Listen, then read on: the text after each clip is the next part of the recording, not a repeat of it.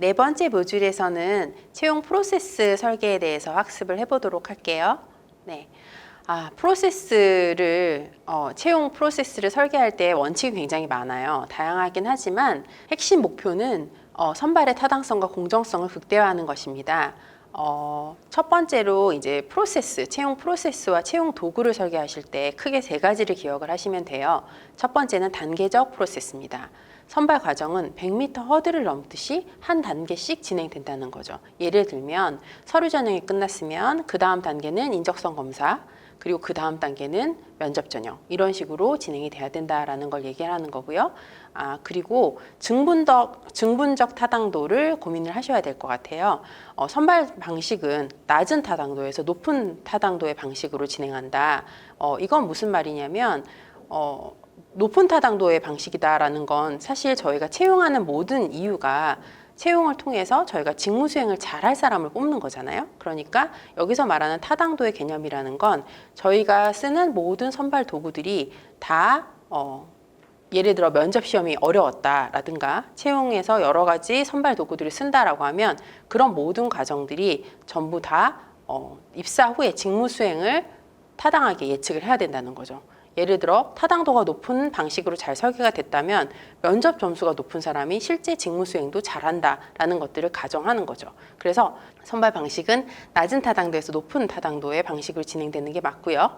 그 다음 새롭게 무슨 선발 도구를 사용한다든가 검사를 추가를 한다든가 했을 때는 분명히 그 검사나 선발 전형이 더해짐으로써 뭔가 기존에는 저희가 평가하지 못했던 새로운 영역을 측정해야 된다. 그러니까 서로 다른 영역을 측정해야 타당도가 증가해야 된다라는 개념이 있거든요. 이것이 증분적 타당도라고 생각을 하시면 될 것 같아요. 그리고 마지막으로는 선발 영역의 독립성이 있어야 되는데 선발 과정의 기법들은 상호 구분되는 어떤 영역들을 평가해야 될 필요가 있다라고 이해를 하시면 될 것 같습니다. 그리고 채용을 하는 데 있어서 의사결정에서는 첫 번째는 이원적인 어프로치를 사용을 하셔야 됩니다. 선발의 의사결정은 파지티브한 어프로치와 네거티브한 어프로치를 함께 적용을 해야 되는데 파지티브한 건 그런 거죠. 저희가 선발을 할 때 좋은 요소들을 많이 갖고 있는 사람들을 저희가 중점적으로 선발을 하게 되잖아요. 하지만 그러한 좋은 요소들을 가지고 있는 사람들이 혹시 조직에 입사를 하게 됐을 때 뭔가 문제를 일으킬 만한 요소들, 네거티브한 요소들이 없는지도 같이 고민을 해서 저희가 채용을 해야 된다라는 거를 생각하시면 될 것 같아요.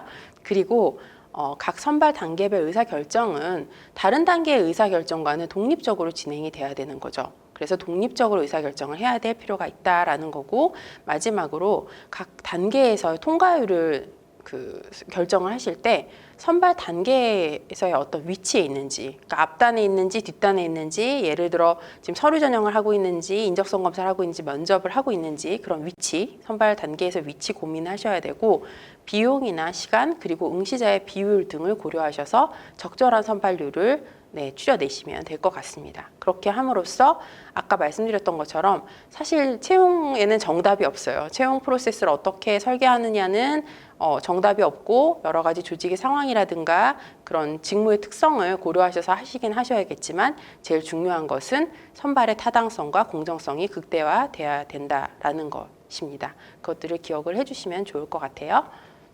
네, 자 그럼 저희가 채용 프로세스를 설계할 때는 어떻게 할까요?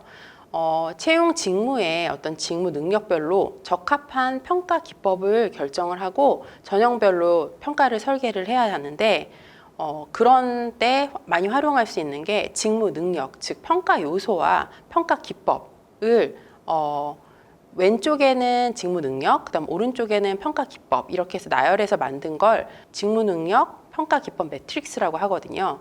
그런 것들을 만들어서 저희가 서류 심사를 하던가 필기, 면접 전형의 평가 기준이나 평가 도구를 개발하는 어떤 기준으로 활용을 할 수가 있어요.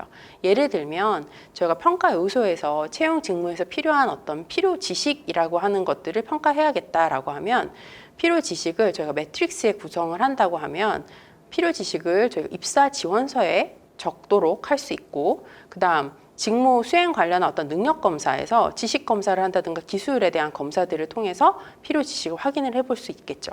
네, 그런 식으로 중요한 건 그 직무 능력을 가장 잘 그 평가할 수 있는 평가 기법들이랑 직무 능력을 잘 매칭하는 매트릭스를 잘 만들어줘야 된다라는 것이에요.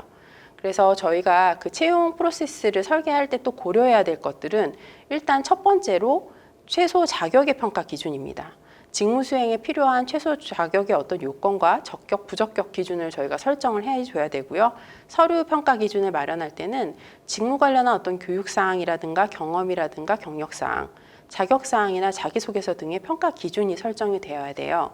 그리고 필기를 할 때는 필기 시험의 평가 기준도 있어야겠죠. 그래서 인성, 적성, 지식, 기술 등 필기 전형에서 필요한 어떤 평가 항목과 평가 기준을 명확하게 마련을 해야 되고, 마지막으로 면접의 평가 기준을 설계하실 때는 역량이나 경험, 경력 등의 평가 하시는 면접 전형의 평가 항목과 평가 기준이 명확하게 설정이 되어야 됩니다. 자, 그러면 저희가 이제 채용 프로세스 설계할 때 전형별로 의사결정들을 어떻게 쓰는지에 대해서 좀 알아볼 텐데, 첫 번째로 이제 그 채용이라고 하는 건 모집을 하는 단계가 굉장히 중요해요. 채용은 여러 명의 사람들을 모집을 일단 해야 되겠죠. 근데 그때 아무나 모집하는 것들이 아니라 해당 직무에 적합한 자격 요건을 갖춘 지원자들이 많이 모집할 수 있도록 저희가 촉진해 줘야 되거든요. 그래서 그런 의미에서 봤을 때 채용은 여러 명, 그러니까 다수의 사람들, 즉 그냥 아무나 모으는 게 아니라 해당 직무에 적합한 어떤 KSAO 직무 역량을 가진 사람들을 모집을 해서 그 안에서 더 훌륭한 사람들, 더 능력을 많이 갖고 있는, 직무 능력을 많이 가지고 있는 사람들을 저희가 선별해내는, 모집과 선발의 개념이 합쳐진 개념이 채용이라고 생각을 하시면 될 것 같아요. 자, 그러면 채용 프로세스 할 때 저희가 모집부에서 고려해야 될 것들은 어떤 것들이 있을까요? 첫 번째는 아무나 지원하는 게 아니라 어떤 그 직무를 잘 수행할 수 있는 자격 요건을 가진 사람들을 저희가 일단 모집을 해야 되는 거니까, 모집 공고를 내시는 단계에서 그 기관이라든가 직무의 정보를 정확하게 주셔야죠. 그렇게 해서 적합한 지원자들이 지원을 할 수 있도록 그렇게 유도를 해주셔야 되고요. 그 다음 평가 요소와 평가 방법에 대한 정보를 제공하실 때는 이 지원자들이 보면서 내가 정말 정확한 정보를 받고 정확하게 내가 지금 지원하고 있구나 라고 하면서 평가의 공정성이라고 하는 것들을 알아야 되는 거죠. 누구에게는 평가 요소를 알려주고 누구에게 평가 방법을 알려줬는데 정보의 비대칭성이 있으면 안 된다라고 생각을 하시면 이해하시기 쉬우실 것 같아요. 그 다음 그 입사 지원서를 작성하고 제출하는 데 있어서는 첫 번째로 고민하셔야 되는 건, 지금 저희가 모집과 선발이 합쳐진 개념이 채용이라고 말씀을 드렸는데, 입사 지원서 부분에서 일단은 저희가 가장 좋은 사람들을 뽑아낸다가 아니라 자격 요건을 갖추지 못한 사람들을 일단 걸러낸다. 그래서 그런 것들을 하기 위해서 저희가 모집 공고도 굉장히 디테일한 내용들을 많이 낸다라고 말씀드렸는데, 그래서 입사 지원서를 작성하고 제출했을 때는 자격 요건을 갖추지 못한 지원자들의 자발적인 탈락을 유도하는 게 가장 큰 부분을 차지하고 있어요. 그리고 선발 이제 단계로 넘어서면 일단 적합한 지원 자격을 갖춘 사람들이 많이 모였어요. 그러면 이제 거기서 저희가 좋은 사람들을 뽑아내야 되는데, 보통 선발 단계로 많이 활용하시는 게 서류 전형 끝나고 필기 전형 실시하시고, 그리고 면접 전형을 하고 이제 최종 풀을 이제 도출하게 되시는데, 서류 전형과 필기 전형은 그 채용 단계 앞단에 있어서의 일이죠. 그래서 서류 전형 하실 때는 일단 전반적인 자질이라든가 적합성들을 평가를 하시고, 그래서 그렇게 많이 활용하는 것들이 NCS 기반의 입사 지원서라든가 경력이나 경험 기술서라든가 자기소개서들 활용해서 검증하시는데, 이때 꼭 아셔야 되는 건 지원 자격을 갖추지 못한 지원자들을 일단 탈락시키는 게 가장 중요하다는 것입니다. 이걸 스크린 아웃이라고 하거든요. 아닌 사람들을 걸러내는 거, 부적격자를 먼저 걸러내는 방식. 그리고 난 다음 필기 전형은 이제 그 직업 기초 능력이 있는지를 확인하고 직무 수행을 측정하기 위해서, 직무 수행의 능력을 검증하기 위해서 필기 시험을 보는 것들을 말해요. 그래서 직업 기초 능력 검사라든가 어떤 직무 수행 능력 검사라든가 이런 것들을 활용하실 수가 있는데, 여기서도 중요한 부분은 서류 전형과 마찬가지로 전반적인 어떤 직무 능력이라든가 아니면 인적성을 본다고 했을 때 인성적인 어떤 부분에서 미흡한 지원자들을 탈락시킨다는 것입니다.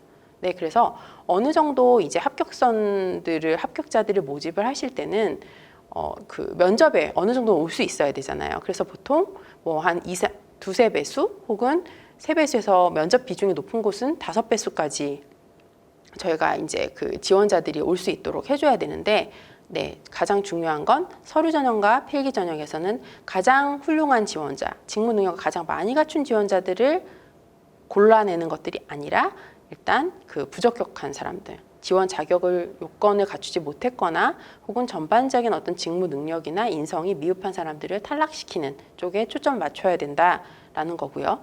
그리고 나서 이제 면접 전형부터는 그 직업 기초 능력이나 직무 수행 능력을 측정하는 데 있어서 평가하는 데 있어서 면접이라고 하는 도구를 사용하는 거죠. 가장 많이들 쓰시는 방법이고 대부분 가장 최종 단계에 많이 활용을 하시는 방법이죠.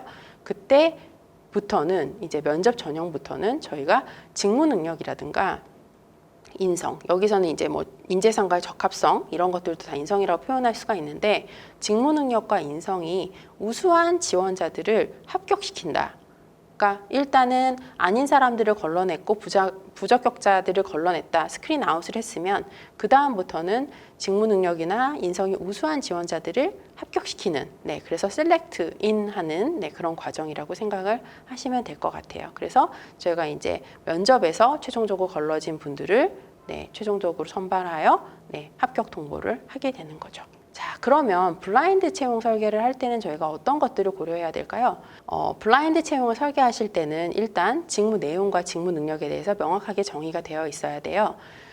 그래서 채용 직무의 어떤 내용이라든가 직무 능력에 대한 도출이 되어 있고 정의가 명확하게 내려져야지 저희가 편견을 배제하고 직무 중심을 평가를 할 수가 있죠.